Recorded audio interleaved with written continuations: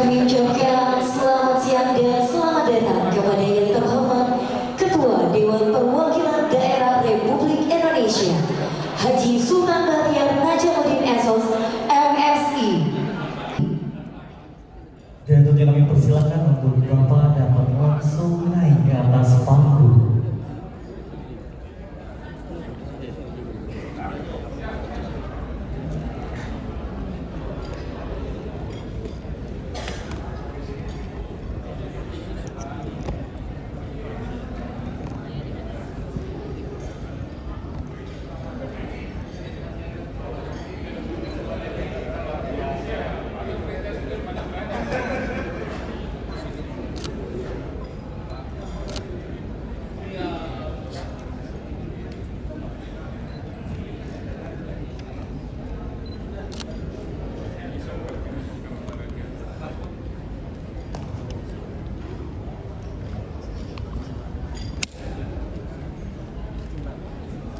Dan tentunya kembali mengucapkan selamat siang dan juga selamat datang dalam serangkaian acara penutupan Silatnas dan Milad ke-35 Ikatan Cendekiawan Muslim se-Indonesia.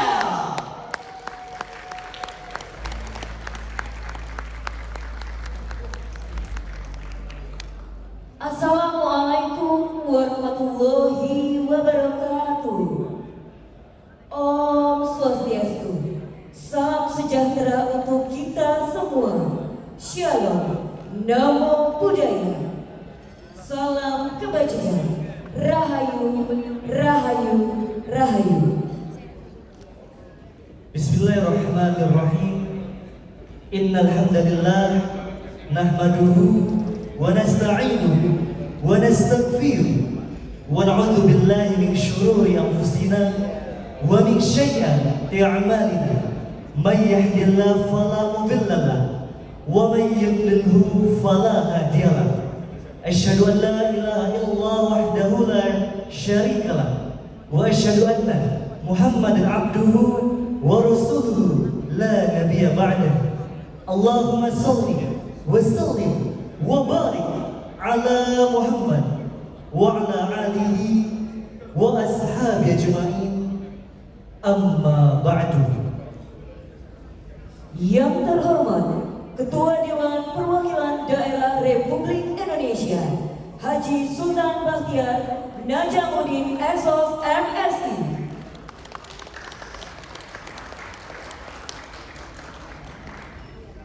Yang kami hormati DPD RI Provinsi Jawa Timur Bapak Ahmad Nawardi. Yang kami hormati DPD RI Provinsi Kalimantan Utara Bapak Martin Bilang. Yang kami hormati DPD RI Provinsi Gorontalo Bapak Syarif Ambuinga. Yang kami hormati DPD RI Provinsi Bali Ibu Nilo Jelanti. Yang kami hormati Ketua Umum ICMI Profesor Dr. Arif Satria SP MSI. Yang kami hormati Ketua Dewan Penasehat ICMI Profesor Dr. Jimli Asidikli SH MH. Yang kami hormati Ketua Dewan Pertimbangan ICMI Dr. Zulkifli Hasan SE MM. Ketua Dewan Pakar ICMI Dr. Ilham Akbar Habibi MBA. Para Wakil Ketua Umum ICMI seluruh Indonesia. Sekretaris Jenderal Dr. Andi Yuliani Paris. Bendahara Umum Bapak Haji Andi Irma. Para tokoh bangsa, pimpinan lembaga negara, akademisi, cendekiawan muslim, serta para sesepuh ICMI dari seluruh Indonesia dan mancanegara. Yang kami hormati pula para ketua Orwil, Orda, dan delegasi ICMI seluruh provinsi, tamu undangan dari luar negeri, seluruh keluarga besar ICMI, serta Bapak Ibu yang hadir yang tidak bisa kami sebutkan satu persatu tanpa mengurangi rasa hormat kami kepada Anda semua. Siang hari ini menjadi momentum penutup dari rangkaian panjang ikhtiar dan konsolidasi kebangsaan yang telah kita lalui bersama selama 3 hari di Pulau Dewata, Bali. Silakenas ini bukan sekedar forum organisasi, tetapi ruang bertemunya gagasan, penguatan komitmen, serta peneguhan peran ICMI bagi umat, bangsa, dan negara.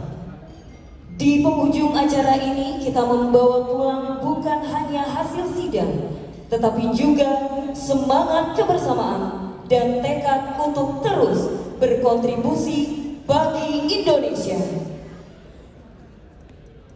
Bapak Ibu hadirin yang kami hormati, senang sekali di sini saya Gias Givari, tentunya bersama dengan rekan saya Happy Lala yang pada siang hari ini akan bertugas memandu jalannya rangkaian acara penutupan hingga selesai. Hadirin yang kami hormati, di awal kita akan tentunya mendengarkan bersama sambutan dan juga arahan dari para dewan ICMI.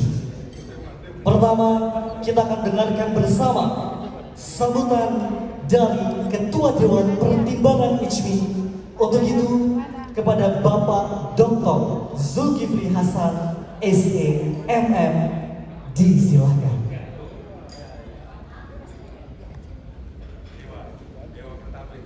Selanjutnya, Bapak Ibu hadirin yang kami hormati,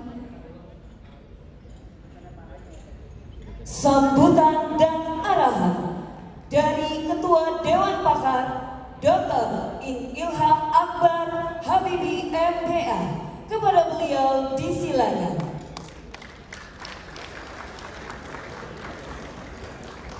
Terima kasih. Assalamualaikum warahmatullahi wabarakatuh. Yang saya hormati Ketua DPD Bapak Sultan Najamuddin, Pak Ketua Umum, Mas Arif, Mas Arif, juga Bang Jimli, Ketua Pertimbangan, Pak Zul yang mungkin kajian lewat online saya kira ya, sebagai Ketua Pertimbangan. Udah, oh ya udah, Pak Zul. Kemudian juga tentu teman-teman rekan Pak Ketum, Bendung, Sekjen, dan yang saya banggakan, saya senang berjumpa di sini dengan semuanya, tapi khususnya dari Bapak dan Ibu daerah, dari Orwil, dari begitu banyak provinsi se-Indonesia. Hari ini kita akan menutup acara Silakenas, acara tahunan kita, di mana kita berjumpa, kita berdiskusi, kita belajar, kita mendapatkan informasi, dan kita lihat banyak sekali tantangan dan masalah dan juga harapan kita yang insya Allah kita sebagai organisasi dan aktivis bisa memenuhi. Saya tadi dengan cermat memperhatikan laporan-laporan dari Orwil dan Batom, di mana saya lihat secara konsisten kita selalu menjawab dan memberi masukan, bahkan mengambil aksi terhadap tantangan dan masalah yang kita lihat secara lokal dan nasional. Itu secara konsisten kita bisa lihat, mungkin tidak atau belum di semua Orwil, tapi ini ada satu benang merah yang saya lihat yang memang sejak dulu gitu. Begitupun saya lihat adanya program-program ICMI yang sudah lama berjalan, yang diteruskan, ada yang dihidupkan kembali, ada juga yang baru. Saya lihat itu bagus sekali, dan ini memang kita perlu selalu ada yang disesuaikan kepada keperluan zaman, dan ada juga yang inline dengan yang saya sebut di sini sebagai prioritas pemerintah. Tentu kita sebagai orang ICMI selalu berpegangan kepada prinsip-prinsip ide gagasan-gagasan besar kita. Saya sebut beberapa biar kita ingat bersama, yang kita tentunya sudah tahu, tapi saya hanya menekankan saja, yaitu adalah kita selalu di mana-mana melihat adanya pentingnya kita menekankan impact dan impact ada juga konsep cendekia dalam konteks pendidikan dan lain-lain. Nah, saya di sini juga ingin melapor, menceritakan kepada Bapak dan Ibu bahwasanya Dewan Pakar ini selama ini memang aktif banyak melalui webinar, ya. Jadi di mana kita juga kerjasama dengan salah satu batom ITSMI, yaitu adalah CIDES. Ya, jadi saya terima kasih di sini kepada Pak Andi dan juga Pak Heri dan Bapak Ibu lainnya dari CIDES atas kerjasama yang sangat baik selama ini. Beberapa masukan dari saya sebagai Ketua Dewan Pakar. Tadi saya lihat juga ada beberapa Pak Will dan Bapak Ibu selama saya berada di sini yang juga rupanya ke arah situ. Kita ini sebagai ITSMI, tadi saya sebut beberapa kata kunci yang memang merupakan khasnya kita, misalnya Iptek dan Iptak. Ada beberapa kata kunci lainnya yang saya nggak begitu lihat, begitu eksplisit ada, tapi perlu kita ingat juga kembali. Yang satu itu 5K, ya, jadi kualitas, ya, kualitas iman, kualitas kerja karya, kualitas iman, pikir, kerja karya dan kualitas hidup. Atau juga ada sebutan lain itu juga dari Pak Habibie, ada istilah long march. Kita menuju satu tujuan bersama-sama. Itu perlu waktu, dan tentu long march itu tidak mungkin tanpa adanya rintangan, tanpa ada tantangan. Nah, yang saya ingin bertanya di sini bukan bertanya, saya ingin menyatakan. Kita sebagai negara bangsa dan umat mau kemana sebetulnya? Jelas sebetulnya kan, kita mau jadi negara emas, negara maju, negara unggul, dan tentu negara bangsa dan umat. Dan itu kalau kita lihat semua yang kita karyakan selama ini, mulai dari didirikan ITSMI sampai dengan hari ini, ada kaitan dengan tujuan itu yang memang merupakan long march, tidak jatuh dari langit, perlu puluhan tahun untuk kita mencapai itu. Jelas ya, kita mau menjadi negara bangsa umat yang unggul, yang maju, yang emas. Nah, pertanyaan yang kita harus jawab, sebetulnya kita sudah tahu apa sifatnya negara bangsa umat seperti itu. Pasti maka itu kita lihat saja, kita membuat perbandingan dengan negara bangsa umat lain yang sudah mencapai hal tersebut. Tentu tidak ada negara bangsa di dunia ini yang bisa menyatakan diri maju atau dia unggul tanpa dia menguasai, menerapkan dan mengembangkan ilmu pengetahuan dan teknologi. Dan iman dan takwa di sini adalah penyeimbang dari hal itu, sehingga kita tidak menjadi terlalu teknologis, tapi tetap saya teknologi itu dilihat dalam kaitan harus ada manfaat dan untuk manusia. Saya kasih contoh. Saya ini juga insinyur, mungkin Bapak Ibu mengetahui itu. Kalau saya lihat yang sedang didiskusikan dalam kalangan keinsinyuran sampai ke level PBB. Saya ini kebetulan saat ini Ketua Umum Persatuan Insinyur Indonesia. Dan PII itu aktif di level dunia. Beberapa bulan yang lampau, saya ke Shanghai. Saya hadir di acara BFO, World Federation of Engineering Organizations. Itu ada kaitan dengan UNESCO dan PBB. UNESCO itu United Nations Education, Science, Culture Organization yang berkedudukan di Paris. Yang sekarang sedang didiskusikan secara intensif sekali. Ini contoh yang mengenai impact dan impact. Adalah AI tentunya. Saya kira Bapak Ibu sudah bisa menduga itu. AI itu sekarang lagi hot banget. Tapi AI itu memang ada dua yang harus diperhatikan. Apa itu? Literasi.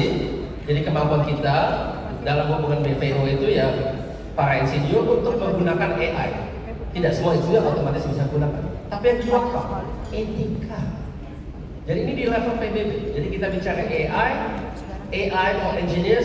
Jadi kedua, literacy and ethics. Nah, di sini kelihatan ya, kalau kita bicara satu teknologi, tak mungkin kita tidak menyeimbangkan kedua-duanya. Kalau tidak, kita bisa sebagai manusia kesasar. Jadi etika itu sebetulnya buat kita sebagai Muslim adalah turunan daripada agama kita, dari iman dan takwa. Tapi keluarlah etika.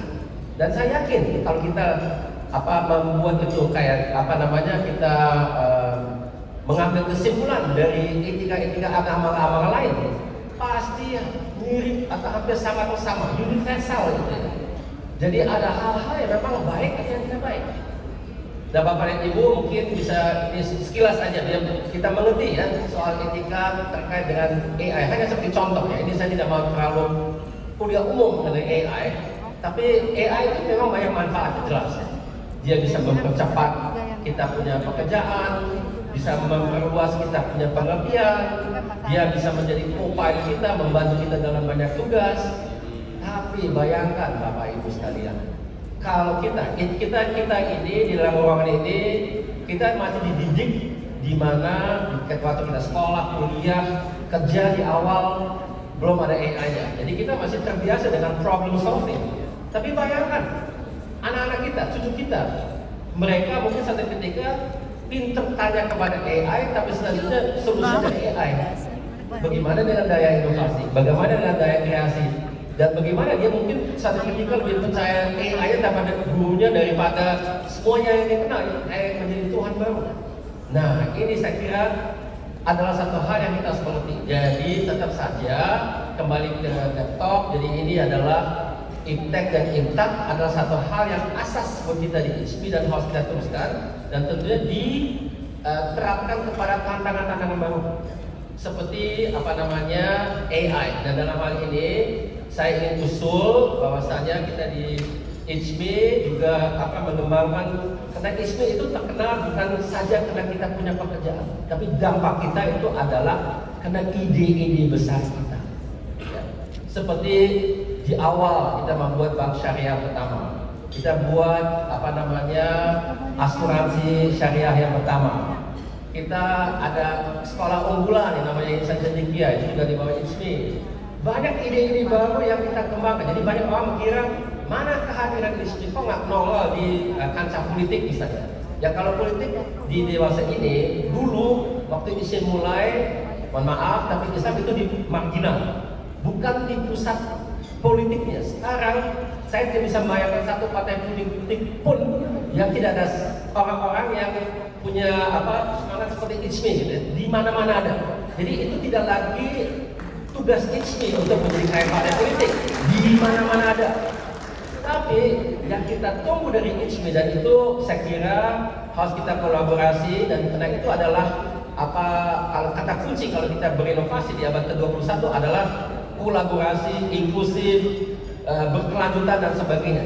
Itu yang kita perlukan. Dan sebagai contoh, ISMI dibesarkan oleh ISMI tapi nanti menjadi sesuatu yang nasional. Itu yang kita perlu lakukan. Dan kolaborasi itu penting. Jadi dalam hal ini saya lihat bahwasanya banyak gagasan-gagasan ISMI itu ada juga terkait dengan ekonomi, dengan bisnis. Tapi saya kira ISMI memang bukan organisasi bisnis. Disitulah perlu adanya kerjasama.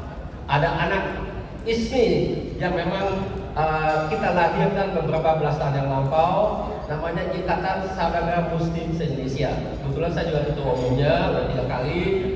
Itu didirikan bukan saja oleh ISMI, tapi ada juga NU, Muhammadiyah, dan MUI. Jadi usulan saya adalah kalau ada Orwell ISMI, otomatis kalau mau implementasi ide-ide atau perlu informasi mengenai keadaan ekonomi, peluang bisnis yang ada, mohon silakan koordinasi dengan Orwell ISMI, karena di situ adalah pelaku-pelaku bisnis di tempat itu.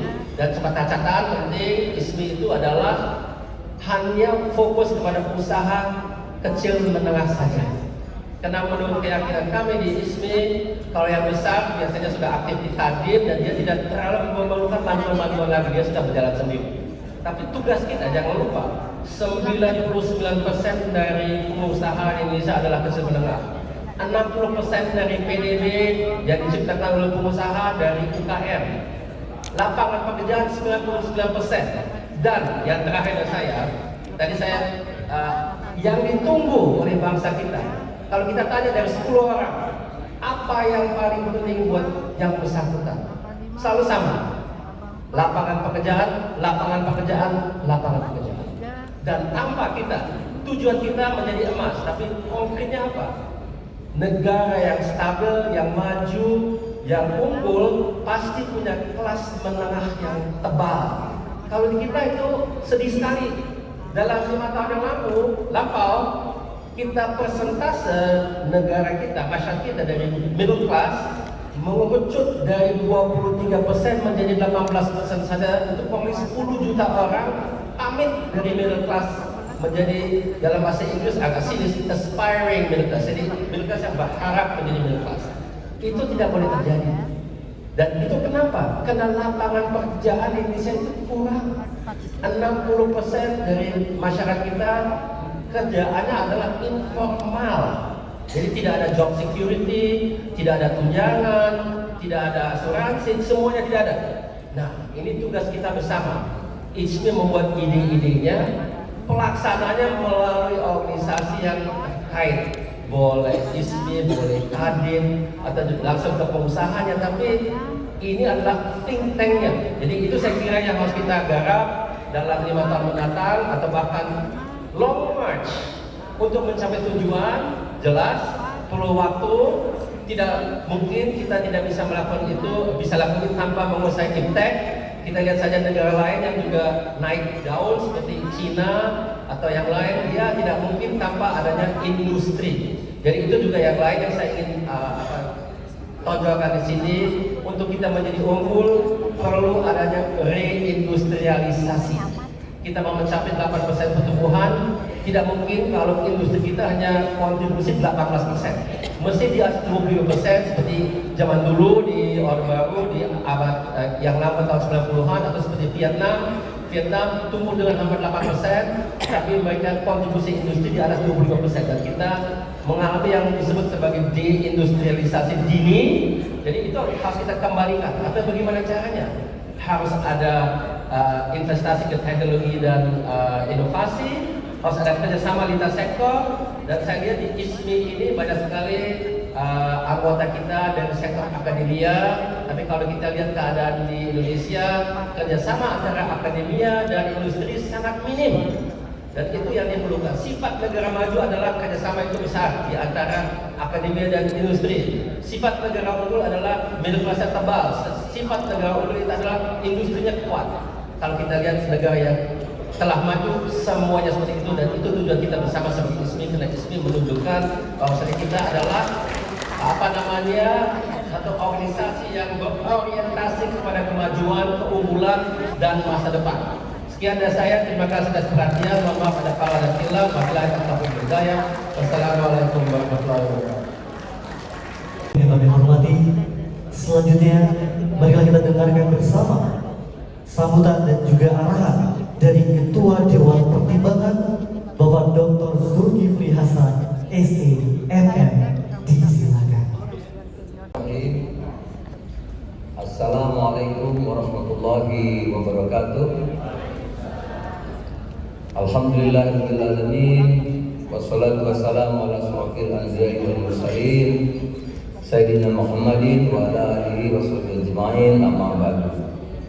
Yang saya hormati Dewan Kehormatan Pak ATK, Dewan Penasehat Kandal Jimli Asidiki, Dewan Pakar sahabat saya Ilham Akbar Habibie, sahabat saya Ketua DPD RI Sultan Bangtiar Najamuddin, dan para anggota DPD yang hadir, tentu Ketua ISMI, Ketua Umum kita, sahabat kita, Profesor Adit Satria, juga Kepala BRIN, Sekjen, Bendum, dan segenap jajaran ISMI yang hadir dan di seluruh tanah air yang saya muliakan. Pertama, saya tentu minta maaf tidak bisa hadir secara langsung di agenda acara silaturahmi kerja nasional dan milad ISMI yang ke-35, acara yang sangat penting karena terus ke daerah-daerah, rupanya badan juga punya hak untuk istirahat. Baik saudara, untuk membersihkan waktu, saya ingin menyampaikan kalau soal ISMI tadi sudah ada di situ Kanda Jimli, ada Tom kita, saya ingin menyampaikan kebijakan pemerintah saja di bidang saya. Saudara-saudara sekalian, kami mendukung Pak Prabowo ini tiga kali baru ini menang.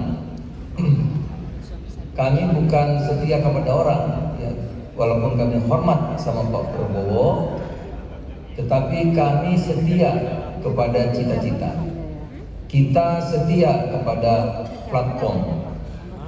Dalam pandangan agama, kebijakan-kebijakan yang kita sepakati adalah sebagaimana seperti teologi al-ma'un, terus sekalian. Dan itu sesuai dengan cita-cita Indonesia Merdeka yang ada di dalam pembukaan dan Pancasila. Oleh karena itu kami setia walaupun 3 kali dan baru ini menang. Karena tadi itu setia kepada platform dan setia kepada cita-cita. Kita sudah hampir 28 tahun reformasi. Prof. Jimli mengatakan kita perlu evaluasi. Kami setuju. Dan itulah saya kira yang Pak Prabowo dan kebijakan-kebijakannya memperbaiki selama 25 tahun kita reformasi itu.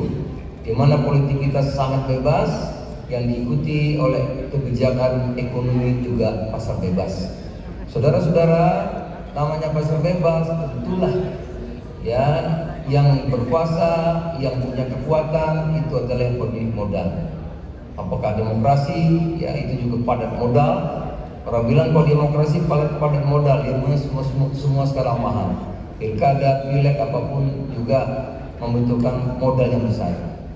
Kedua, tentu pemilik modal juga akan menguasai sumber-sumber daya, apakah sumber daya alam, sumber daya keuangan, ya dan lain-lain. Inilah yang dikoreksi oleh Pak Prabowo, melahirkan kebijakan yang baru yang merupakan koreksi daripada 28 tahun kita reformasi ini. Yang pertama, negara harus kuat, seperti zaman Pak Harto dulu. Ya itu ada ilham, ya ada ilham di situ. Ayah beliau itu zamannya sudah bisa kita buat tahun 80-an, 90-an sudah buat pesawat terbang. Kita sudah bisa buat kapal laut untuk perang. Kita sudah punya pindad, kita punya petrokimia, kita sudah punya BPPT, kita punya segala hal. Kita punya Krakatau Steel, kita punya satelit Palak MP2, kita punya pabrik pupuk yang puluhan jumlahnya, kita punya Bulog dan lain-lain. Kita disebut macan Asia, negara kuat. Oleh karena itu Pak Prabowo melakukan apa yang kita kenal dengan negara harus kuat, maka lahirlah Danantara. Danantara adalah penjelmaan dari kekuatan baru yang selama ini BUMN ya kita nilai mulai salah arah, ya dijadikan Danantara yang harus berubah budayanya, berubah cara kerjanya. Tujuannya adalah untuk memperkuat Indonesia untuk di bidang hilirisasi dan lain-lain. Yang kedua, saudara sekalian, swasembada pangan itu adalah kedaulatan. Tidak ada negara yang maju tanpa kedaulatan di bidang pangan. Ya, kedaulatan itu adalah kehormatan kita sebagai bangsa. Oleh karena itu yang kedua adalah kita harus berdaulat di bidang pangan. Kedaulatan di bidang pangan, saudara-saudara sekalian, sekali lagi itu adalah kehormatan, dan ini akan menyelesaikan sepertiga masalah kita. Karena yang miskin itu adalah 1 petani, 2 nelayan, 3 peternak.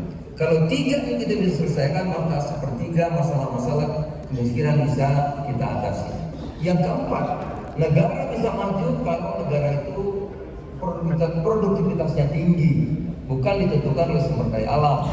Misalnya tetangga kita Singapura yang tidak memiliki sumber daya alam, tetapi dia menjadi negara yang eksportir timah, menjadi negara eksportir batu bara, menjadi negara eksportir minyak sawit, ya, menjadi negara yang maju, padahal tidak memiliki sumber daya alam karena kemampuan sumber daya manusianya. Oleh karena itu manusia tergantung kepada asupan, kepada gizi. Maka kebijakan berikutnya adalah Pak Prabowo pemerintah melahirkan apa yang kita sebut dengan MBG, makan bergizi gratis itu, yang insya Allah pada Maret tahun 2026 akan mencapai 82,9 juta penerima manfaat. Saudara-saudara bayangkan, kalau 82,9 juta penerima manfaat pada Maret 2026 mendatang, kalau satu orang makan telur satu, maka kita butuh 82,9 juta butir telur satu hari. Kita butuh 82,9 juta potong ayam satu hari. Kita butuh 82,9 juta potong ikan satu hari. Kita perlu 82,9 juta mangkok sayur satu hari. Kita perlu 82,9 juta buah satu hari. Betapa itu akan menggerakkan ekonomi rakyat itu, ekonomi kerakyatan itu, dan BPG, sehingga ini bisa berjalan simultan, sehingga ekonomi rakyat bisa kita tumbuh. Intinya adalah pemberdayaan. Nah, saudara-saudara sekalian, kita juga bisa memotong rantai pasok yang panjang dari pabrik ke desa itu. Desa pendapatan lebih kecil, tapi mereka membayar lebih banyak karena rantai pasok yang panjang. Kemudian tengkulak-tengkulak yang luar biasa banyaknya, ini yang kita pangkas. Alhamdulillah yang tengkulak sudah berhasil. Rantai pasok yang panjang, insya Allah tahun depan bisa kita capai. Oleh karena itu, memang seluruh kementerian di bawah pimpin Pak Prabowo ini luar biasa bekerjanya sama sekalian. Walaupun tentu tidak semudah yang kita kira.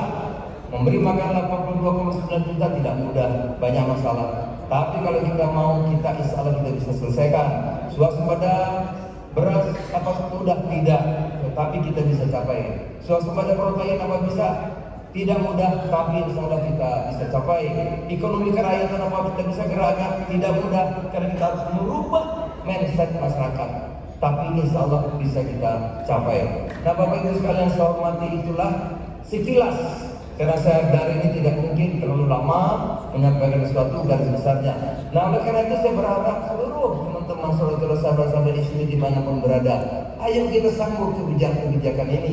Tidak mungkin kita berdaya, tidak mungkin kita bisa berkembang, tidak mungkin umat Islam bisa maju kalau kita sendiri tidak menyambutnya, kalau kita sendiri tidak merubahnya. Oleh karena itu, Dr. seperti saya mengajak, ayo kebijakan-kebijakan ekonomi kerakyatan mari kita sambut bersama-sama. Apakah di bidang pertanian, di bidang perikanan, di bidang peternakan, di bidang perdagangan dan lain-lain sebagainya.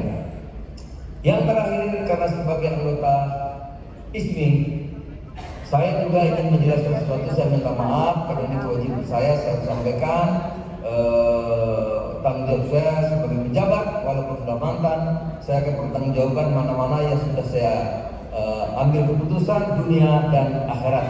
Saudara-saudara sekalian, banyak sekali di luar berseliweran bahwa banjir di Sumatera karena Zulkifli Hasan. Tentu saya tersanjung. Di Thailand karena Zulkifli Hasan, Malaysia karena Zulkifli Hasan. Yang dimasalahkan adalah banjir di provinsi Aceh, 2 banjir di Sumatera Utara, 3 banjir di Sumatera Barat karena Tesonelo. Saudara-saudara sekalian, kalau kita lihat peta, Tesonelo itu ada di Riau. Ya, Riau tidak ada masalah dengan banjir, tidak ada bencana alam di Riau sekarang. Yang kena bencana alam adalah Sumatera Barat, Sumatera Utara, dan provinsi Aceh dan daerah lainnya. Saudara-saudara, tidak ada hubungannya dengan Tesonelo sebetulnya yang banjir sekarang ini, ya, yang dituduhkan kepada saya. Karena memang tidak ada satupun perubahan tata ruang izin yang ada di Aceh, Sumatera Utara, dan Sumatera Barat. Kenapa tidak ada? Karena memang sudah tidak ada lagi lahannya. Ya, semenjak Orde Baru sudah habis. Nah, sekarang tinggal yang kedua, Tesonelo. Dimasalahkan ada orang asing mengatakan kita merusak Tesonelo. Tesonelo itu sudah sekalian adalah taman nasional. Taman nasional itu menurut manapun tidak akan berani memberikan izin karena dia adalah taman nasional. Tidak mungkin. Baik saya maupun Menteri Kehutanan yang lain tidak mungkin akan memberikan izin di Tesonelo. Jadi Tesonelo yang terjadi adalah perambahan di kawasan hutan. Tidak ada yang berani memberikan izin. Memang waktu itu kita tidak mampu menegakkan hukum karena pada waktu itu adalah surplus demokrasi. Aparat pemerintah daerah tidak ada yang berani. Ada 50.000 orang masuk di Tesonelo itu. Itulah yang orang Amerika itu pada waktu itu kritik kita. Dan itu kita beda dengan Amerika. Amerika sudah 200 tahun lebih demokrasi. Pada waktu itu kita baru 10 tahun reformasi. Jadi saudara-saudara sekalian, baru sekarang lah. Oleh karena itu saya tidak bahagia sekali. Ya, tidak menyesal 3 kali kalah. Ya, bahagia di Prabowo, baru kalah lah. Perambah-perambah itu bisa diambil oleh negara. Ada 4 juta kebun sawit sekarang sudah disita negara, termasuk di Tesonelo, termasuk yang di Sumatera Utara dan lain-lain. 4 juta disita Jatinegara karena tidak punya izin. 4 juta termasuk PPD. Saya pernah punya pengalaman memimpin sebagai Satgas Penegak Hukum untuk menertibkan Bangka Belitung. Hanya bertahan 7 hari. Kami tidak bisa landing pesawat saudara-saudara, dikepung oleh masyarakat pada waktu itu Bangka Belitung. Bertahan 7 hari, Gubernur Bangka Belitung yang Angkatan Laut meninggal dunia. Kami hanya bertahan 7 hari, tidak mampu. Tapi sekarang alhamdulillah dipimpin Pak Prabowo, tentara dipimpin Pak Menhan, turun Angkatan Laut, turun Angkatan Udara, semua turun, perahu kecil pun tidak boleh keluar dari Bangka Belitung. Akhirnya alhamdulillah bisa ditertibkan. Di Sumatera Utara, saya dulu bertahun-tahun tidak mampu mengambil alih. Alhamdulillah sekarang dalam tempo yang singkat di bawah pimpinan Menhan, seluruh perambah-perambah kebun-kebun sawit yang ilegal sebanyak 4 juta berhasil ditertibkan. Itu yang pertama. Yang kedua, masuk lagi serangan yang akan saya pertanggungjawaban dimanapun, bahkan saya rencana minggu depan akan melakukan debat terbuka. Katanya Zulkifli Hasan memberi izin sawit 1,6 juta. Saudara-saudara, 1,6 juta itu saya sudah masukkan di media. 1,6 juta itu bukan izin baru, tapi itu sudah tata ruang. Karena kita dulu adalah kesultanan, ya, kesultanan, sultan-sultan, kerajaan-kerajaan, tapi begitu merdeka, tanah-tanah hak wilayah, hak adat diambil semua oleh negara. Padahal kenyataannya sudah ada perkampungan, sudah ada kecamatan, sudah ada hak wilayah, ada jalan-jalan baru, ada pemekaran baru, ada kota baru, ada pasar-pasar, ada rumah sakit, pengembangan kota-kota yang baru, pemekaran dan seterusnya. Itulah yang disebut tata ruang, agar ada kepastian hukum. Berdasarkan permintaan hak-hak wilayah, tokoh-tokoh adat, kampung-kampung, desa-desa yang sudah mulai ada zaman Belanda, kecamatan-kecamatan, kabupaten baru, maka dipastikan tata ruangnya. Itulah yang jumlahnya 1,6 juta. Jadi tidak ada izin berkebun baru sama sekali. Saudara-saudara sekalian, itulah mudah-mudahan bisa memberikan penjelasan sebagai anggota HMI. Saya akan bertanggungjawabkan apapun yang sudah saya lakukan. Pak Jimli, Pak Mas Arif, Mas Priyo dan kawan-kawan semuanya, Ketua DPD, Pak Ilham dan saudara sekalian, dengan singkat itulah saya bisa sampaikan.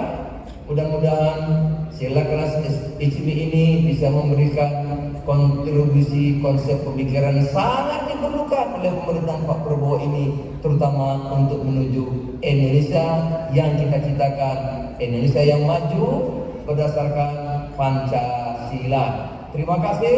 Billahi taufiq wal hidayah. Wassalamualaikum warahmatullahi wabarakatuh. Assalamualaikum warahmatullahi wabarakatuh.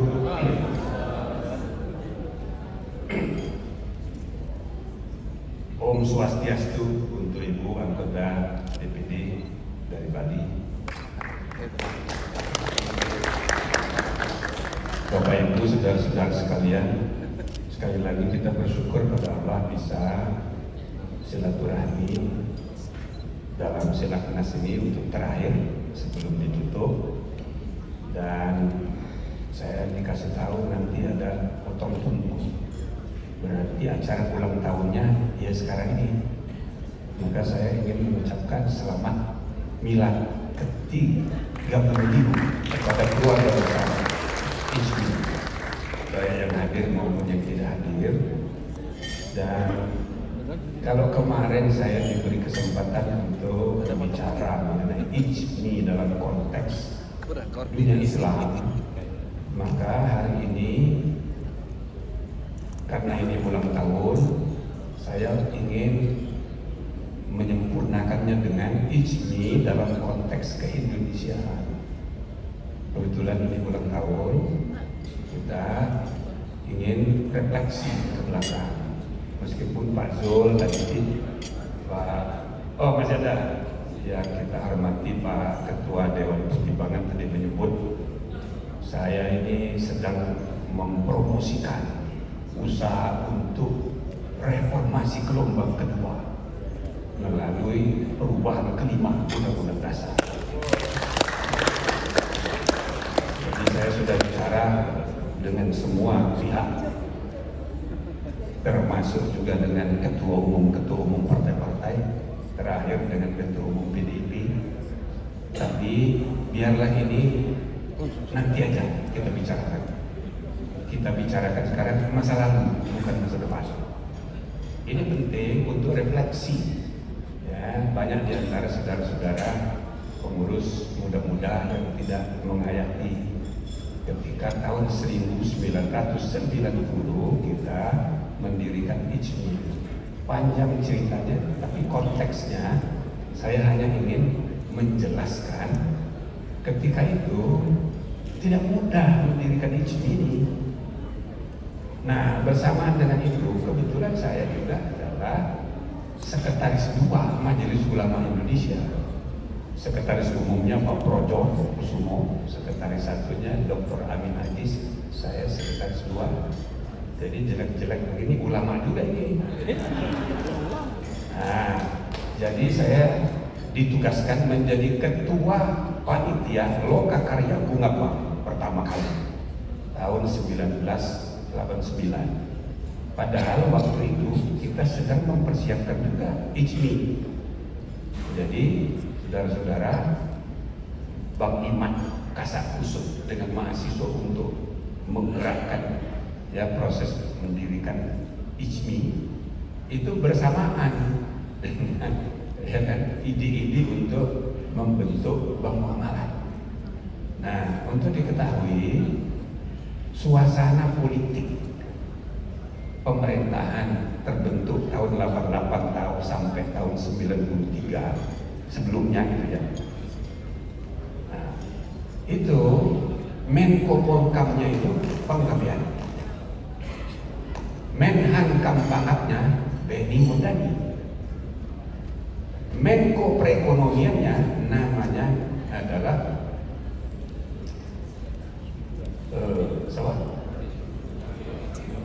Radius Prawiro. Gubernur BI-nya namanya Adrianus Moy. Lalu Menteri Keuangannya YB Sumardin. Nah, itu suasananya. Maka sangat sulit ide untuk mendirikan ICMI itu. Sama begitu sulitnya untuk menggagas membentuk bank berdasarkan prinsip syariah Islam. Sulit sekali. Datang ke Menteri Agama Munawir Sadzali, mau mendirikan bank berdasarkan syariah, apa itu? Tidak setuju dia. Tidak setuju. Saya dekat dengan Gus Dur dulu, pernah sama-sama di P3IS, junior saya jauh. Konsultasi sama dia, ketua PBNU, tidak setuju juga.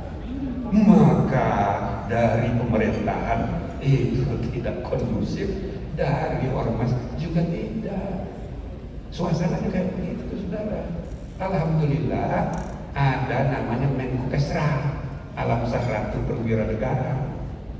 Dialah yang memperkenalkan kita, baik dari tim yang mau menyiapkan ICMI maupun yang bermuamalah ke Pak Habibie. Jadi di kabinet itu cuma 2 orang yang membantu kita ini. Satu Alam Sah yang waktu itu Menko Kesra, satunya lagi Menristek Kepala BPPT yang sekarang diteruskan oleh ketua umum kita dalam dengan nama BRIN. Nah, ini Habibie baru. Nah, jadi cuma 2 itu aja, sehingga melalui Pak Habibie ada akses untuk memberi masukan kepada Presiden. Jadi suasananya itu kayak begitu, saudara. Jadi ribut sekali waktu mau mendirikan ICMI itu. Nah, mohon ini dijadikan catatan bagi kita yang memperingati milad ini.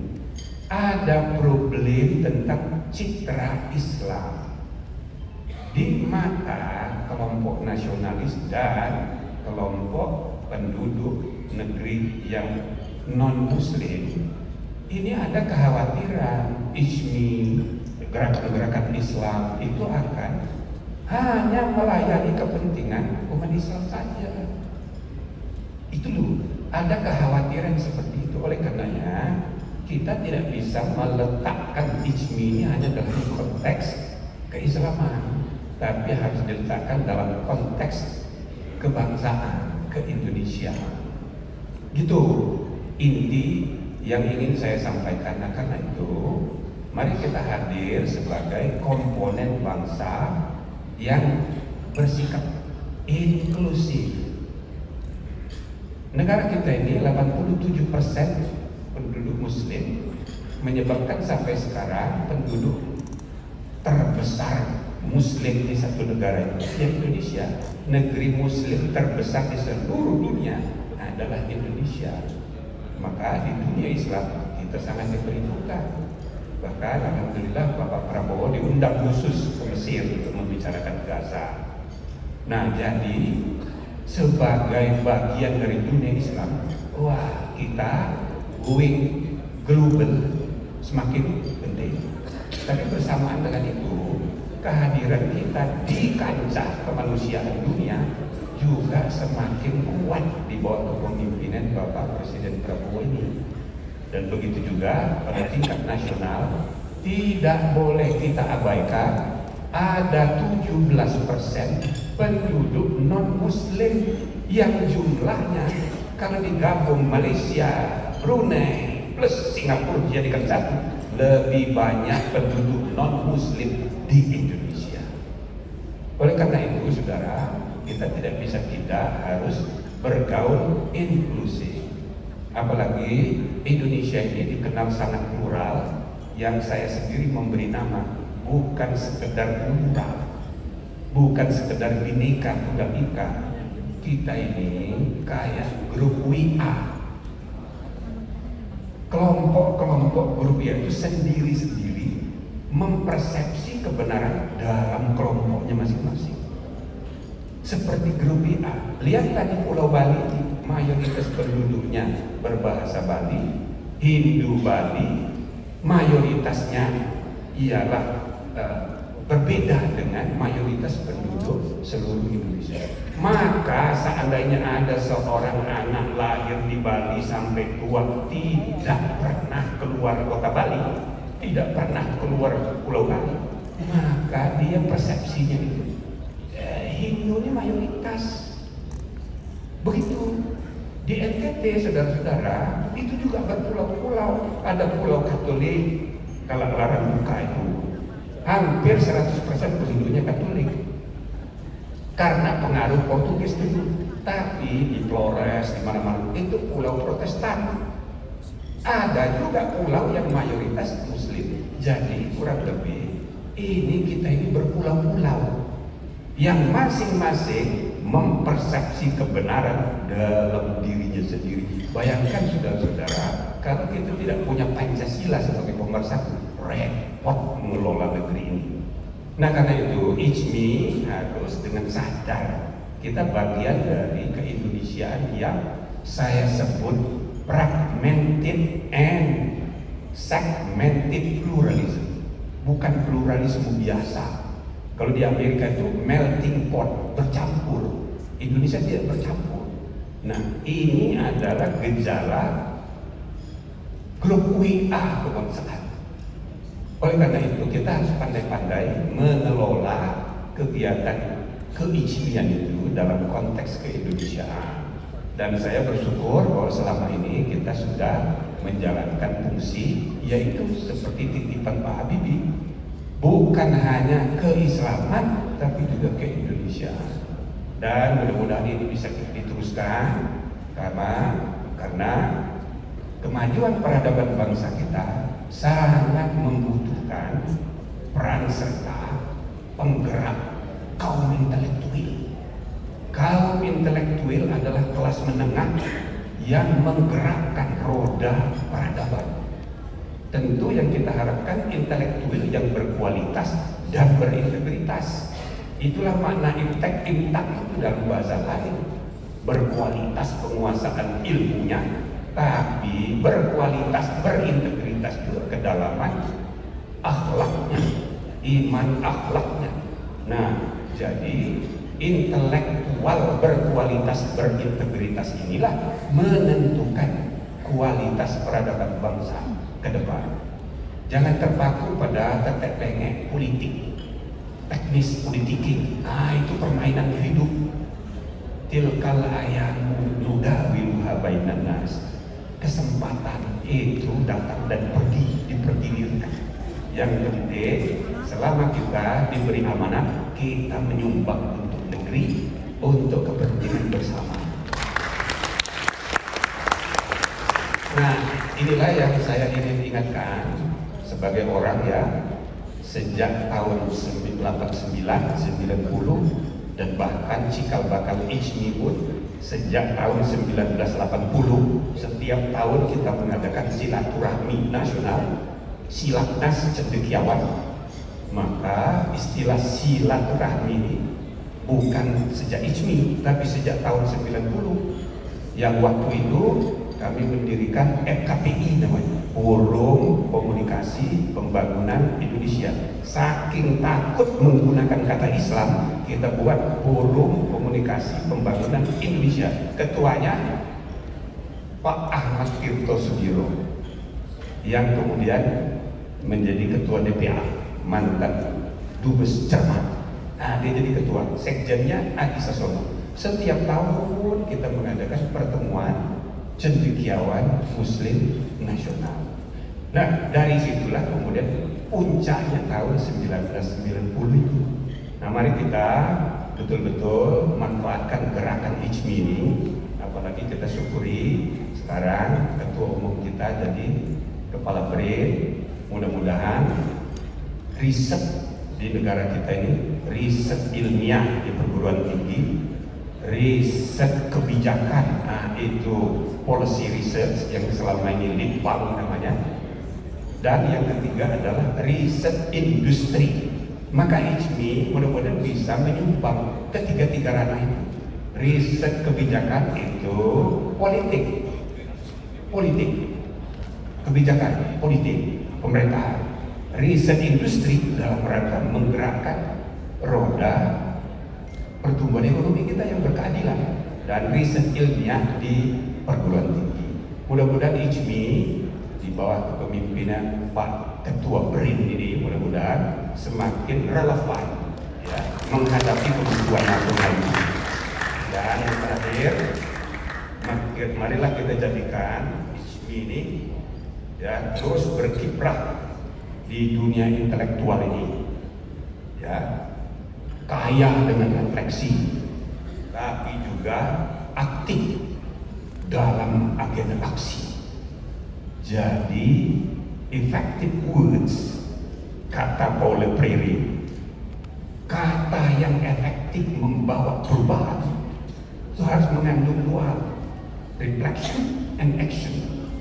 Maka jadilah kaum intelektual yang punya imajinasi, refleksi ilmiah, tapi tidak cukup, harus aktif melibatkan diri dalam progresivitas dinamika aksi. Maka antara refleksi dan aksi itu harus bergabung dalam effective words, antara aktivisme dan retorika yang biasanya disebut utopis, retorika, banyak ngomong, ya kan, talk the talk, kata Pak Jokowi, bukan talk the walk the walk. Nah, gitu. Jadi mudah-mudahan IJMI terus berkiprah untuk membangun peradaban bangsa kita. Terima kasih banyak, ya. Sekali lagi saya ucapkan selamat ulang tahun, termasuk kepada Pak Ketua DPD. Saya ini mantan anggota DPD juga, cuma karena udah tobat saya nggak nyalon lagi. Cuma terakhir saya diundang, masih ikut menjadi tim sukses Ketua DPD yang terpilih sekarang. Terima kasih banyak. Sekali lagi selamat Pak Ketua DPD. Nanti kita mau dengar sambutan penutupnya.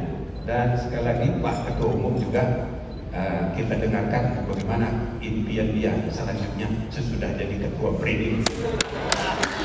Terima kasih. Assalamualaikum warahmatullahi wabarakatuh.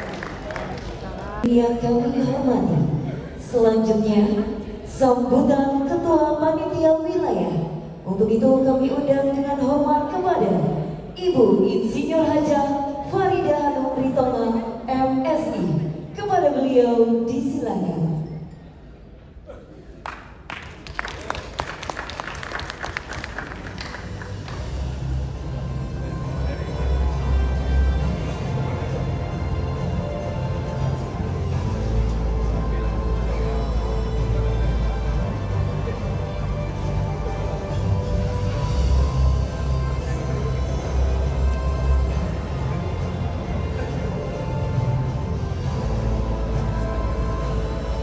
Terima kasih.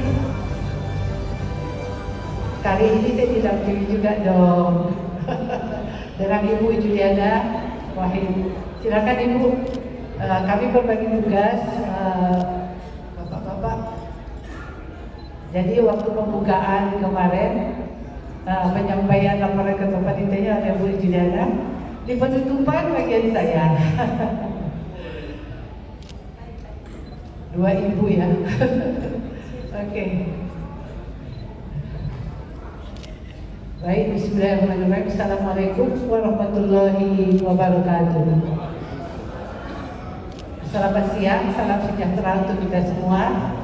Innal hamdalillah nahmaduhu wa nasta'inu wa nastaghfiruh wa na'udzu billahi min shururi anfusina wa min sayyiati a'malina may yahdihillahu fala mudilla lahu wa may yudlil fala hadiya lahu. Asyhadu an la ilaha illallah wahdahu la syarika lahu wa asyhadu anna Muhammadan abduhu wa rasuluh la nabiyya ba'da amma ba'du.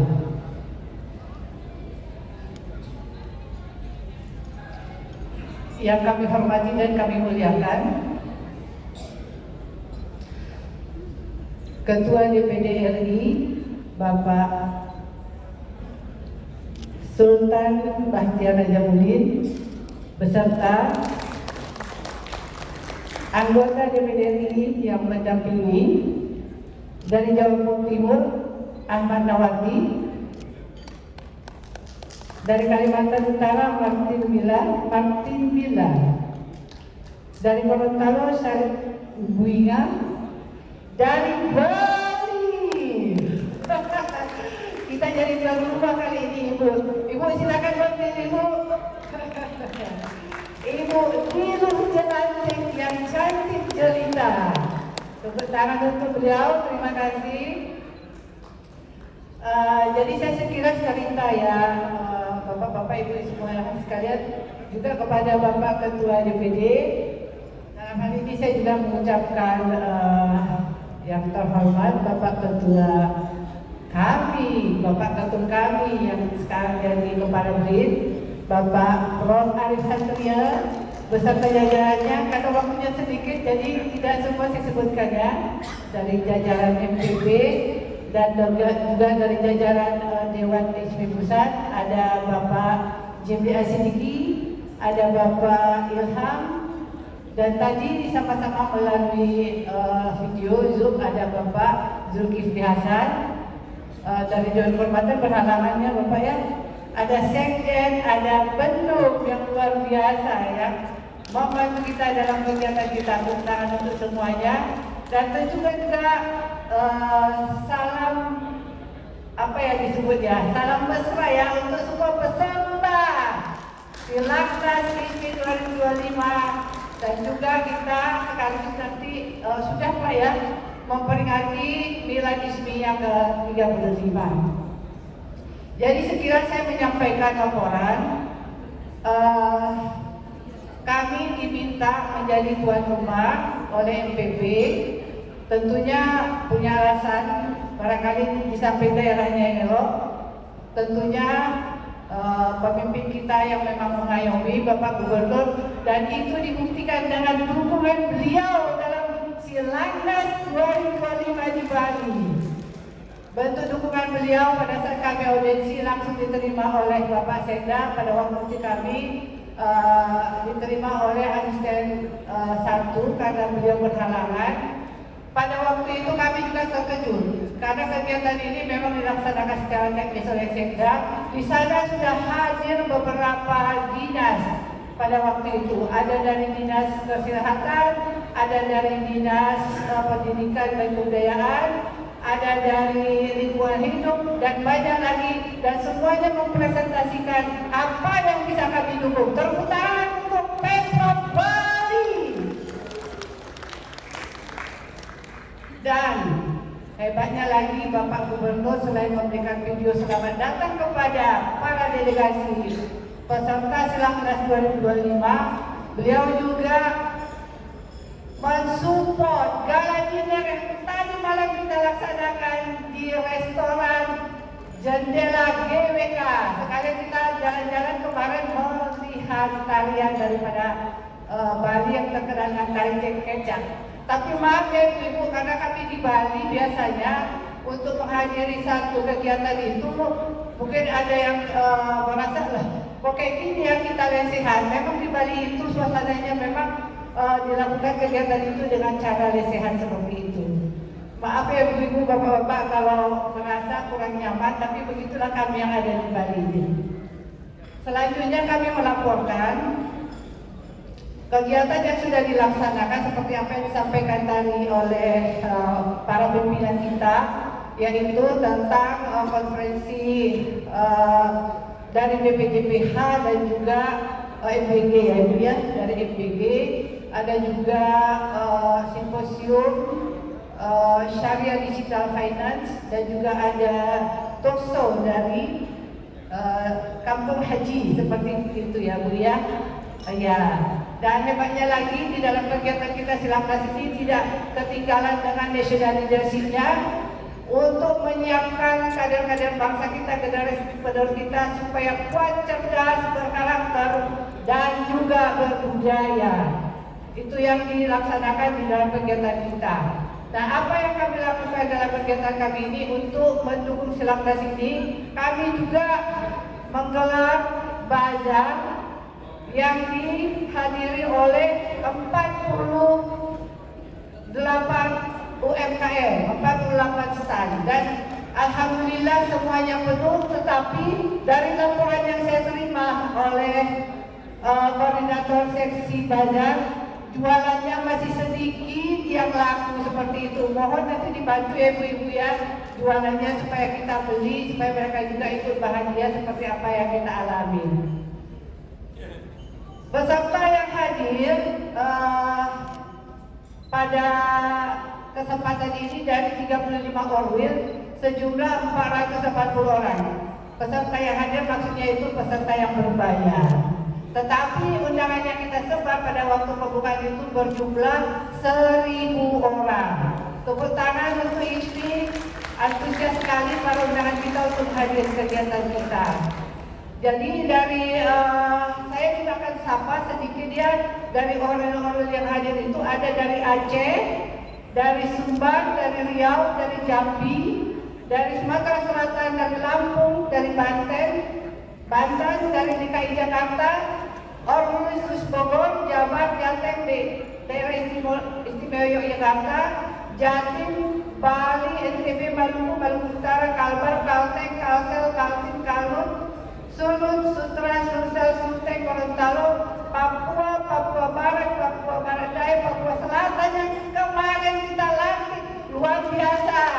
Papua Selatan pelantikannya spesial dilaksanakan di Bali. Ada juga dari Papua Tengah dan ada dari ISMI luar negeri, yaitu dari Mesir, Turki, Jepang, dan dari utusan Kamboja. Totalnya ada 35 dari orwil yang hadir pada kegiatan Silaknas kita. Mungkin itu saja yang bisa saya sampaikan. Dari apa yang kita laksanakan pada kesempatan ini, mudah-mudahan yang kita laksanakan ini memberikan keberkahan bagi kita semua, khususnya tentunya bagi kami yang di Bali, dan umumnya bagi kita semua bangsa Indonesia. Tentunya kami mohon maaf Bapak-bapak, Ibu-ibu, memang banyak sekali kekurangan, tapi kami merasa sangat diapresiasi dengan kehadiran Ibu-ibu, Bapak-bapak semua dalam kegiatan kita ini. Mudah-mudahan harapan kita di Milad ISMI yang ke-35 kedepannya bertambah maju dan jaya. ISMI inspiratif, transformatif, jaya, jaya, jaya. Assalamualaikum warahmatullahi wabarakatuh.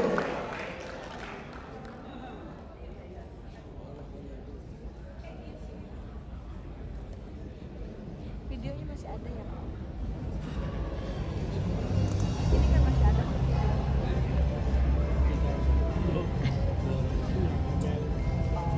Izin kami sampaikan dikarenakan Ketua Dewan Pakar ICMI Bapak Ilham Akbar Habibie sudah ada agenda penerbangan, maka dari itu tentunya kami persilakan kepada Bapak untuk tentunya dapat melanjutkan agenda perjalanan ini.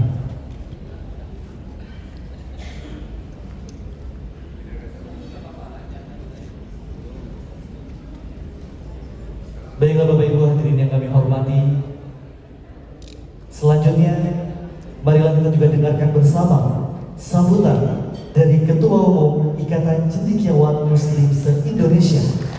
Untuk itu kepada Profesor Dr. Arif Satria SP MSc disilakan. Bismillahirrahmanirrahim. Assalamualaikum warahmatullahi wabarakatuh. Alhamdulillah nahmaduhu wa nasta'inuhu wa nastaghfiruh wa na'udzu billahi min syururi anfusina wa min sayyiati a'malina. Asyhadu an la ilaha illallah Muhammadar Rasulullah. Yang saya hormati dan kita banggakan Ketua DPD RI Bapak Sultan Bangtir Najamuddin, sahabat saya yang akan hadir untuk memeriahkan acara Silaknas ICMI. Tepuk tangan buat Ketua DPD.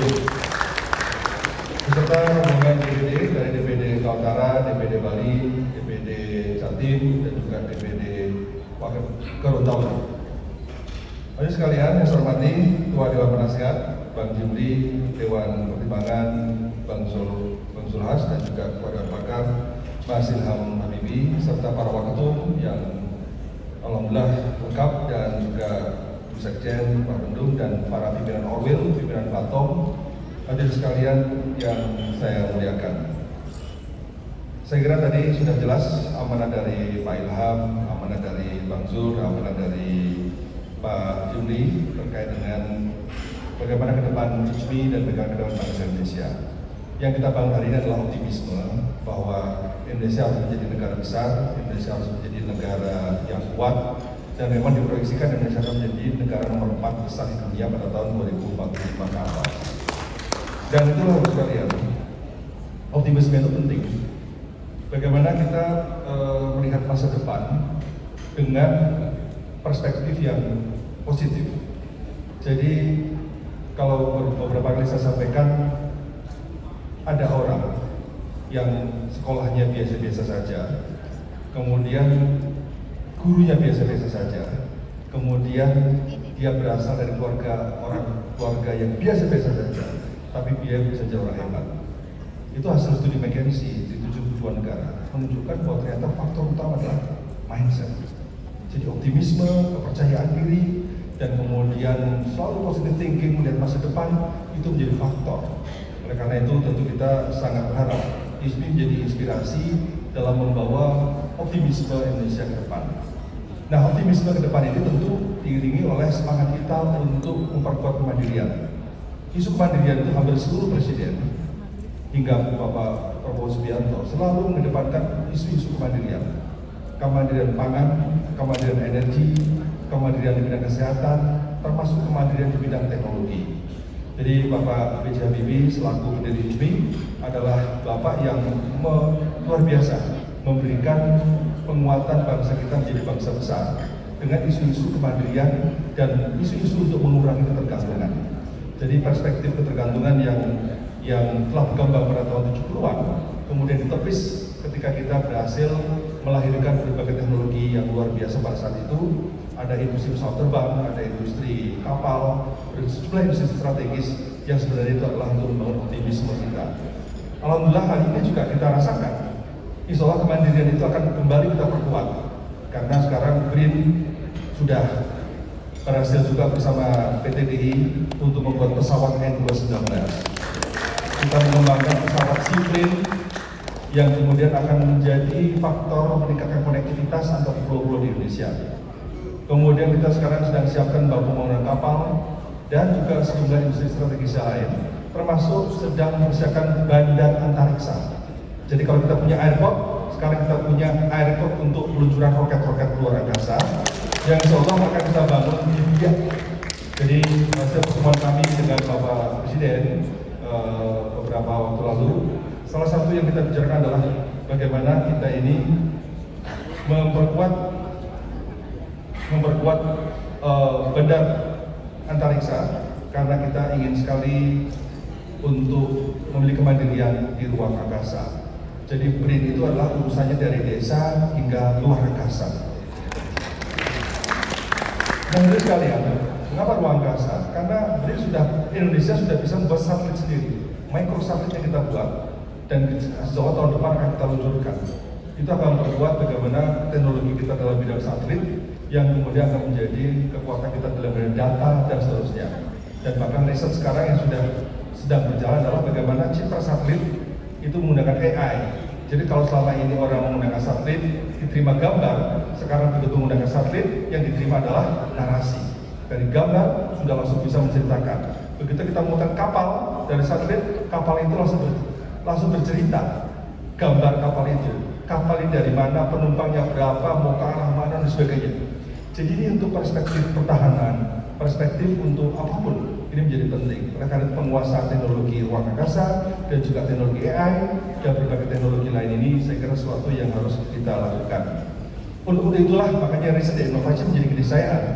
Jadi kalau Pak Habibie dulu melakukan kebijakan melompat dengan menguasai teknologi pesawat, dirgantara, kemudian industri strategis, maka industri yang lain-lain itu akan dianggap kecil. Karena apa? Kalau kita sudah bisa menguasai industri yang paling sulit, maka industri yang gampang itu dengan mudah kita kuasai. Itu pola pikir Pak Habibie yang menurut saya luar biasa. Dan kemudian dengan menguasai industri pesawat, kita akan bisa menguasai yang lain-lain. Jadi kalau bisa bikin pesawat, mobil kecil sekali. Kalau bisa menguasai pesawat, sepeda motor kecil sekali. Selama ini kita mobil impor, sepeda motor impor. Karena apa? Karena itulah kita ingin mengembalikan kejayaan dan bulan Bapak Presiden sangat mendukung berbagai industri strategis ini harus kita perkuat. Hadirin sekalian, namun demikian yang harus kita pikirkan juga adalah bagaimana riset dan inovasi ini tidak sekedar untuk mentransformasi ekonomi. Perspektif kemandirian yang tadi disampaikan itu sesuatu yang harus benar-benar kita wujudkan.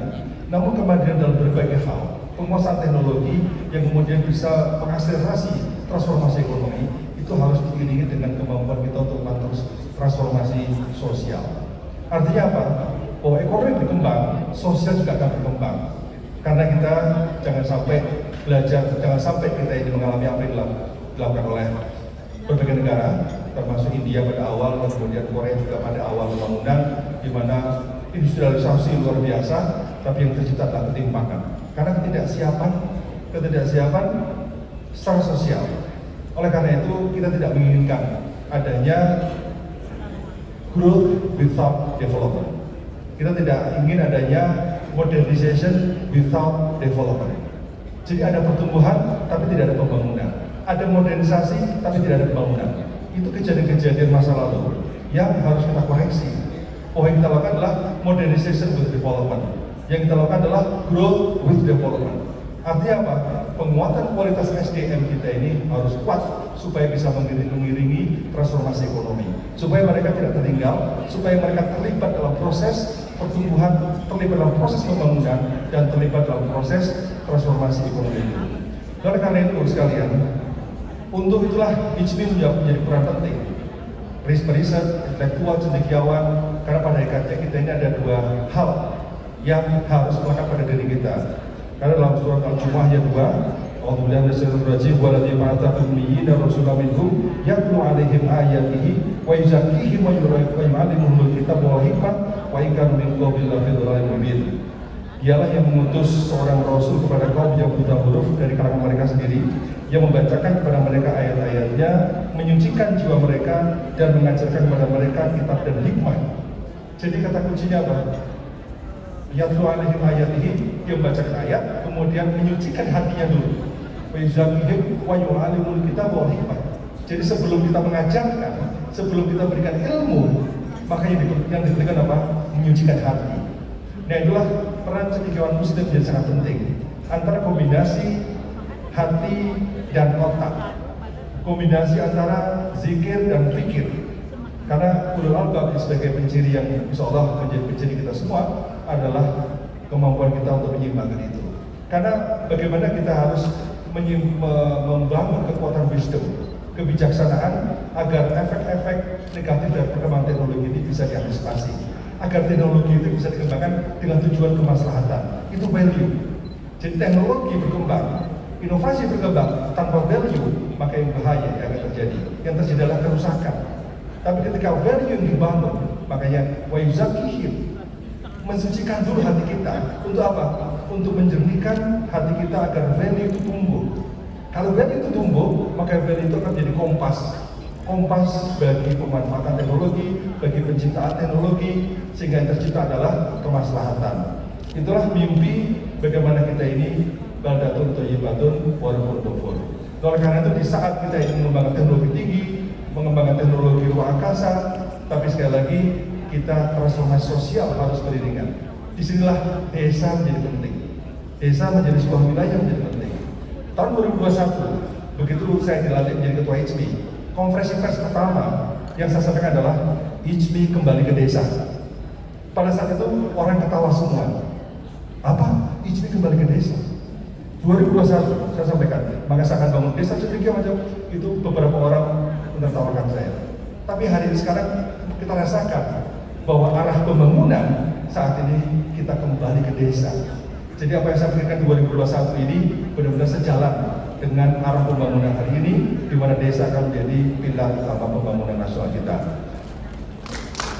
Oleh karena itu sekalian, saya berharap para pimpinan Orwell dan juga Batom dan juga seluruh pengurus HMI dan para anggota HMI, marilah kita perkuat basis kita, perkuat value kita, perkuat keberpihakan kita, perkuat arah bagaimana pengembangan iptek kita agar kemaslahatan itulah yang bisa kita ciptakan. Nah, itulah Bapak-Ibu sekalian, tugas utamanya adalah bagaimana kita melakukan langkah-langkah nyata di lapangan. Pengembangan pangan, pengembangan aksi-aksi di desa, pengembangan PAUD di desa, termasuk sekolah, dan seterusnya. Program-program strategis yang tadi sudah disampaikan pada sesi berikutnya, itulah yang akan terus kita perkuat. Sehingga HMI akan semakin dirasakan manfaatnya, bukan saja sebagai pengisi dari pembangunan ini, tapi bisa menjadi kompas baru bagi arah pembangunan kita ke depan pada tahun 2045. Nah, karena itu kajian-kajian sudah kita lakukan menjadi kompas baru pembangunan 2045 itu perlu pemikiran, ide, gagasan dari cendekiawan Muslim yang ada di Indonesia ini yang tergabung dalam HMI. Terakhir, sekali lagi mengucapkan terima kasih kepada Orwell Bali yang sudah menjadi panitia dengan sangat-sangat sukses. Kemudian Bilan Wahid, ketua panitia dan seluruh panitia yang bekerja luar biasa, termasuk Pemprov Bali yang memberikan hubungan pada acara hari ini. Sekali lagi saya ucapkan terima kasih dan sukses untuk kita semua. Semoga HMI selalu inspiratif dan transformatif. Assalamualaikum warahmatullahi wabarakatuh.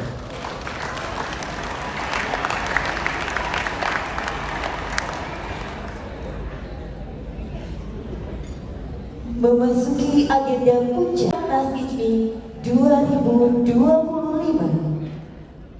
Sambutan arahan sekaligus penutupan oleh Ketua Dewan Perwakilan Daerah Republik Indonesia. Beliau adalah pemimpin muda dengan rekam jejak lengkap aktivis, pebisnis, dan penulis. Dari organisasi kepemudaan hingga puncak kepemimpinan nasional, dari senator termuda, kepala daerah, hingga kini menjabat sebagai Ketua DPD Republik Indonesia dan merupakan Ketua DPD Republik Indonesia termuda dalam sejarah Indonesia.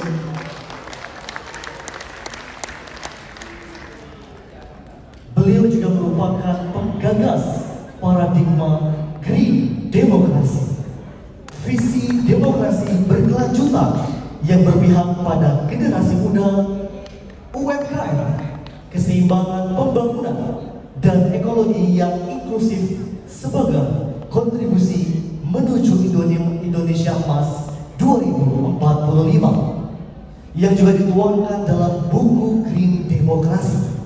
Dan beliau penerima bintang Republik Indonesia Utama tahun 2025. Hadirin sekalian, marilah kita sambut Ketua Dewan Perwakilan Daerah Republik Indonesia, Bapak Sultan Bachtiar Najamuddin. Ini kalau giliran terakhir ini yang kadang-kadang ini repot. Apalagi yang bicara sebelum saya ini senior semua.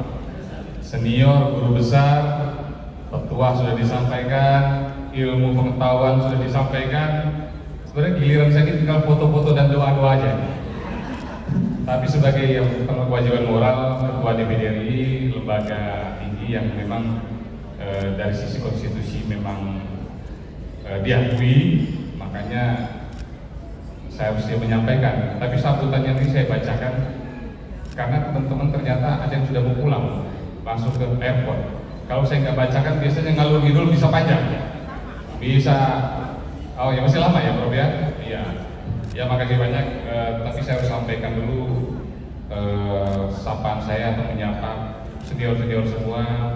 Pertama Ketua Umum ICWI Profesor Dr. Arif Satria yang langsung garis miring Prof ya, Ketua BRIN, Kepala BRIN ya, Kepala BRIN.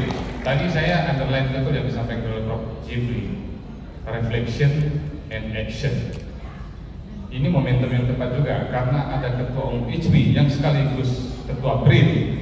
Jadi refleksi iya, aksi penting. Saya baca buku waktu itu tipikal manusia atau pimpinan lah. Ada yang berpikir thinker, dia mikir terus, tapi nggak pernah doer. Ada yang berpikir doer aja terus, tapi nggak berpikir. Jadi banyak manusia yang berpikir tapi tidak bertindak, tapi banyak juga yang bertindak terus tapi nggak berpikir. Jadi dua-duanya katanya kurang lengkap. Makanya hari ini dengan Silatnas hari ini saya yakin melalui ISMI ke depan bersama DPD kita berpikir dan bertindak, kita thinker sekaligus doer, kita refleksi sekaligus aksi. Prof Jibli yang saya hormati, ada senior juga Pak Ilham, Ketua Dewan Pakar, lalu Sekjen ICWI, kolega kita di parlemen, Pak Andi, sahabat kita juga, ada senior saya juga, Mas Priyo, lalu Prof Jafar. Ini semua senior. Di depan saya juga ada teman-teman ISMI daerah yang sudah dari Jumat yang lalu berkumpul. Saya terima kasih juga Bali sudah menjadi tuan rumah yang sangat baik. Tepuk tangan dong buat Bali ini. Luar biasa Bali. Saya membawa 4 anggota DPD. Jadi Bapak Ibu sekalian, saya itu punya 152 anggota. Jadi kalau di MPR itu fraksi yang paling besar itu fraksinya DPD. 152 itu kalau dikonversikan ke suara 74,7 juta suara. Kalau bicara partai mega partai itu ya DPD kira-kira gitu ya. Tapi bukan partai karena kami independen. Hadir di tengah kita ada anggota DPD dari Bali, Ibu Senator Niluh yang beliau aktif betul, bikin heboh Bali terus tapi. Saya bilang Bu, kadang-kadang memang itu dia ya. Kadang-kadang pada saat masuk ke rumah parlemen itu kita yang biasanya jadi aktivis di pinggir jalan, tone kita pun sudah kita harus atur. Karena memang ya rumah kita sekarang ada di DPD. Tapi saya sampaikan untuk hal-hal yang baik gas saja. Sama dengan pada saat saya sampaikan ke Pak Prabowo, Pak, udah gas saja Pak. Yang bagus-bagus untuk bangsa gas saja Pak. Karena parlemen mendukung untuk kebaikan bangsa negara. Ada senator dari Jawa Timur. Kalau tadi 152 itu 74 juta, beliau peraih suara kalau nggak salah 3 atau 4 juta ya suara. Cak Nawaridan itu sudah hat-trick, sudah 3 kali. Jadi posisi anggota DPD ini secara legitimasi saya harus akui di situ seperti Prof Jibli, di situ tokoh-tokoh banyak, tokoh-tokoh daerah, mantan gubernur, kepala daerah banyak, mantan bupati banyak, wali kota banyak, mantan menteri, mantan DPR RI juga banyak. Di sebelahnya itu anggota DPD dari Gorontalo, mantan bupati 2 kali, Pak Sarif, dan teman-teman semua ya. Jadi saya nggak akan panjang-panjang, tapi saya mau sampaikan bahwa acara ini sangat baik ya, sangat baik. Tadi Pak Zul, ada senior kita juga, bagian dari Dewan Pertimbangan ya, yang tadi sudah menyampaikan juga speech dari Zoom ya. Bang Zul kalau ya masih ikut ya, teman-teman semua tentu pertama bersyukur ya, bersyukur karena dari Jumat yang lalu ISMI mengadakan Silatnas sekaligus milad ya, milad ke 35 umur yang lagi bagus-bagusnya itu, lagi kata tadi lagi nakal-nakalnya. Umur 35 itu umur yang pas menuju peaknya itu, menuju dewasa sebenarnya. Sudah dewasa tapi kalau Nabi berumur 40, 35, 5 tahun lagi. Harusnya 5 tahun ke depan ISMI mencapai peak seasonnya, mencapai puncaknya. Mungkin hanya 15 tahun menuju Indonesia Emas. Saya yakin kontribusi ISMI akan makin besar ya. Negara menyadari bahwa kebijakan tidak hanya cukup tanpa kebijaksanaan, dan pembangunan tidak akan bermakna tanpa arahan moral dan intelektual. Hadirin sekalian, atas nama DPDRI kami mengucapkan selamat kepada ISMI, Ikatan Cendekiawan Muslim Indonesia, yang mengadakan Silatnas dan milad ke-35 yang insya Allah sebentar lagi akan kita tutup. Rangkaian pun sudah dilaksanakan semua, bukan sekedar seremonial, melainkan perhelatan gagasan, intelektual, pertukaran nilai yang tadi disampaikan, dan ikhtiar kolektif kita semua untuk menata masa depan bangsa kita. Saya menyimak Prof. Kemarin juga ada beberapa rilis yang disampaikan, saya ikuti semua tentang isu-isu yang diangkat pada forum Silatnas kali ini. Mulai dari isu-isu yang mungkin dianggap isu-isu kecil, kelas menengah, atau bahkan isu yang berat.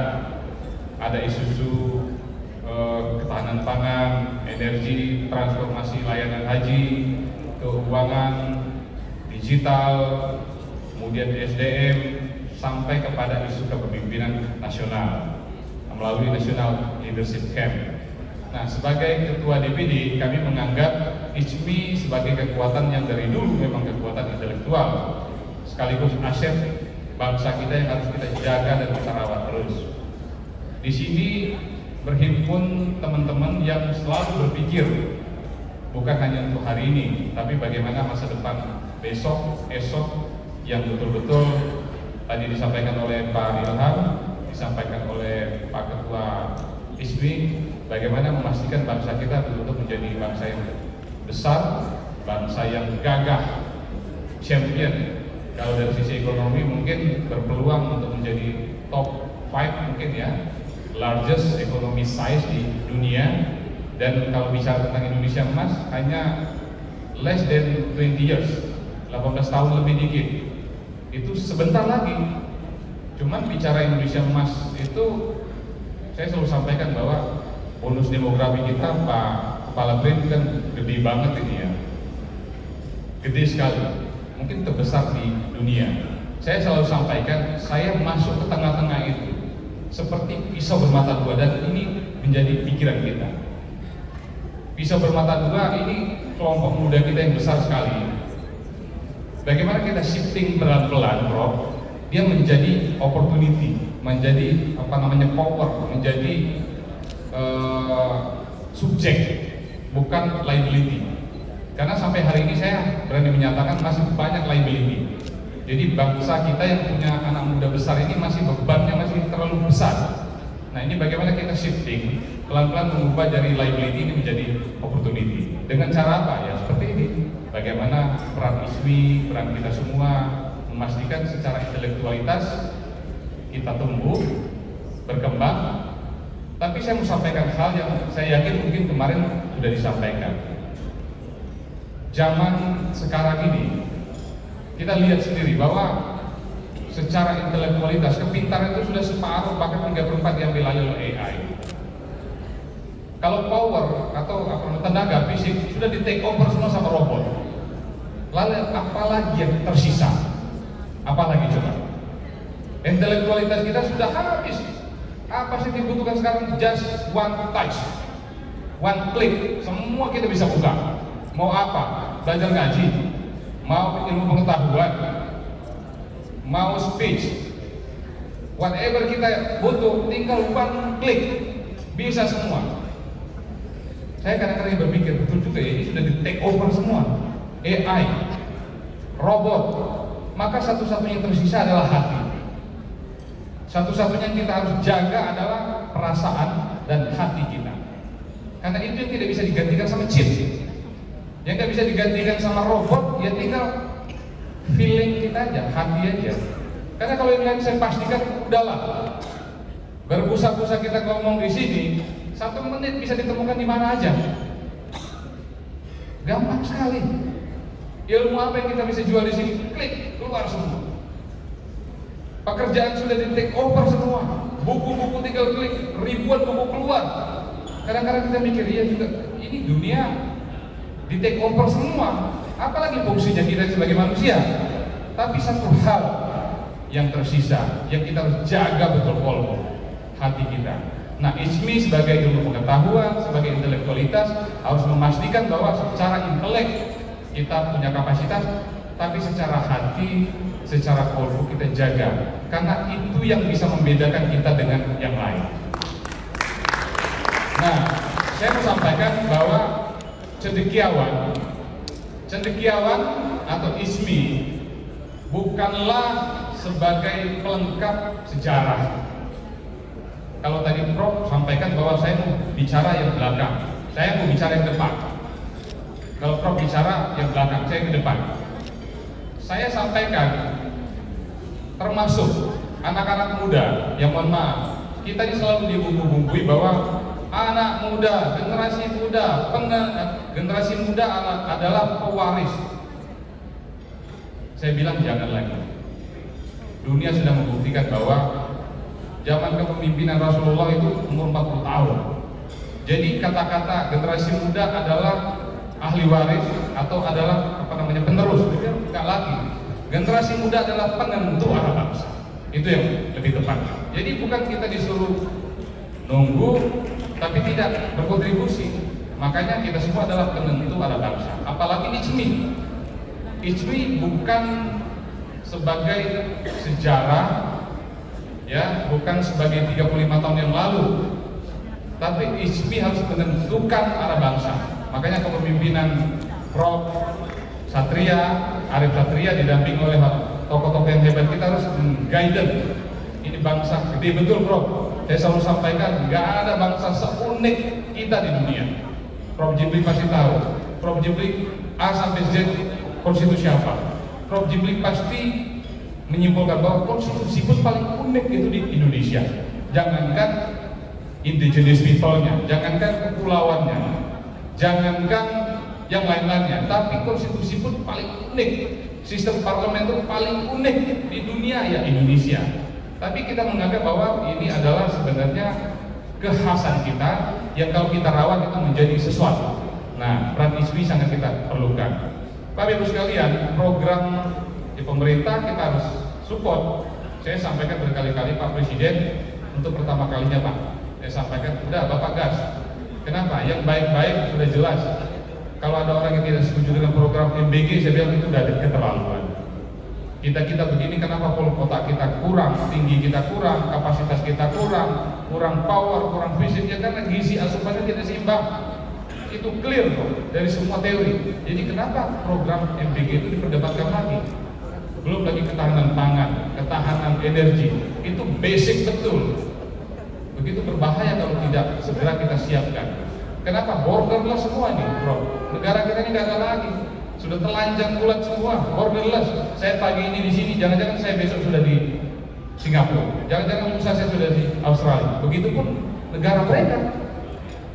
Sama aja, makanya kita bangun kekuatan energi pangan. Itu udah pas Pak Prabowo ambil itu. Bapak Ibu sekalian, kami mau menyampaikan bahwa keuangan syariah digital yang menegaskan bahwa umat tidak boleh tertinggal oleh perkembangan zaman. Akses harus merata hingga ke desa-desa dan pulau-pulau terluar. Karenanya pembangunan yang berhenti di pusat itu hakikatnya adalah ketimpangan yang kita tunda. Nah, transformasi layanan haji juga ini menjadi bagian yang harus kita pikirkan. Mengajarkan kita bahwa ibadah pun menuntut tata kelola yang profesional, transparan dan amanah. Negara tidak cukup hanya mengatur, negara harus melayani. Sementara itu, National Leadership Camp menyadarkan kita bahwa Indonesia tidak kekurangan stok orang pintar. Banyak sekali. Yang kita perlukan adalah manusia atau pimpinan yang lebih wise, jujur, berkarakter, yang berani mengambil keputusan dan siap memikul tanggung jawabnya.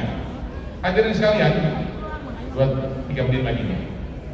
Semua rangkaian agenda yang tadi disampaikan, yang kemarin sudah dilaksanakan, mengirimkan satu pesan kuat bahwa ISMI sedang menyiapkan sumber daya manusia Indonesia yang tangguh, ekonomi yang kuat dan berkeadilan, serta masa depan lestari yang berkelanjutan. Nah, ini yang relate dengan konsep kami, dengan gagasan kami, Green Demokrasi.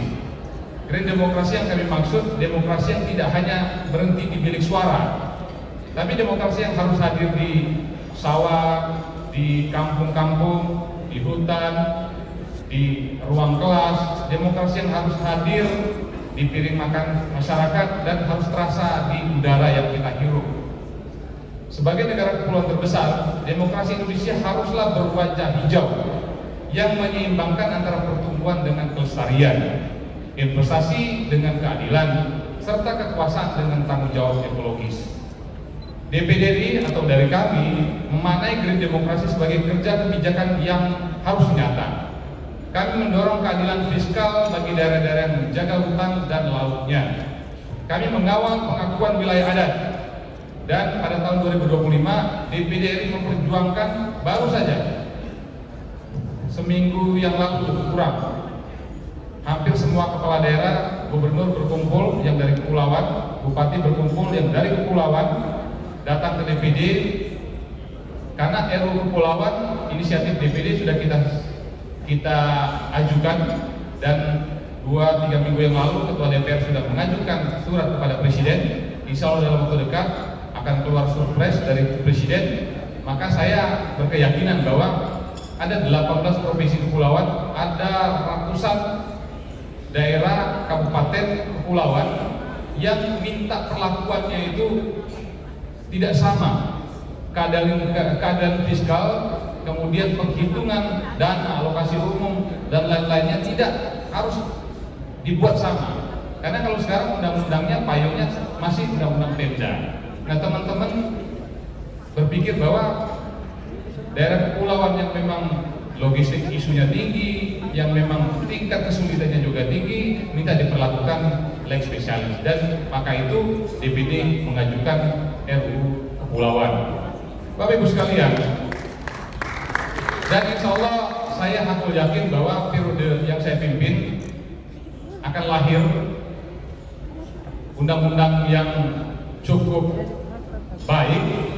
Karena 1 bulan saya dilantik menjadi ketua DPD, saya langsung mengajukan RUU inisiatif DPD setidaknya 6 yang sudah masuk dalam prolegnas prioritas untuk pertama kalinya. Pertama, RUU perubahan iklim. Kalaupun Ibu Sekjen tahu ya, kita akan sharing karena teman-teman di DPR ada juga yang sangat concern dengan iklim. Saya kebetulan sangat concern dengan iklim. RUU perubahan iklim, lalu RUU indigenous people, RUU masyarakat adat, kita harus akui itu. Lalu kemudian RUU kepulauan, barang lama kita hidupkan lagi. Lalu RUU Pemda, RUU BUMD yang terakhir, ya kita sedang ajukan. Ada RUU Aceh juga. Tapi saya punya ide yang